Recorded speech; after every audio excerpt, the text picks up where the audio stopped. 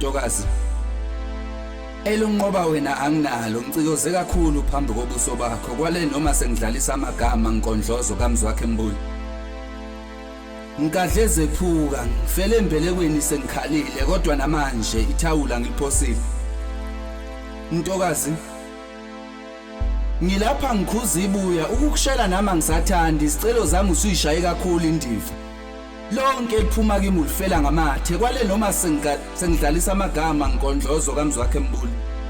Yazi wena uyinhluli. Uyinhluli ehlula amagama amnandi othanda lethu ukuphila obumnandi ndibomqondo wawo. Inhliziyo ayithokomalisa kuthamba minembe wena. Uhlula amagama ajule njengegula lomnumzane ehlala amaseguqa ashongeza qhejiye ngamafutha aconsisa amathe. Ntokazi, inhliziyo idle ekuthandayo ke eyami idlala inkemane sengifile ukuzila ngingahlosile engani okuthandwa inhliziyo yami angikutholi kanti wena uqoma mase kuthiwani.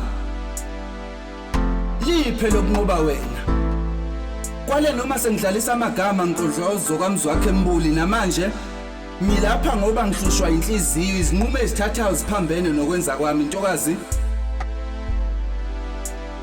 ngiyakuthanda inhliziyo yami ikufukamela impela iyenqaba nawe uyenqaba ngothando lwakho. Yazi wena okwakho akufani nokwabanye. Abanye lolu thando njena bayalifisa kodwa wena uyalichitha ulishaya indiva. Kanti liphe lokunqoba wena ntokazi. Uhlule noma sengidlalisa amagama ngicikozo kaMzwakhe Mbuli usigumgekle Mbomo.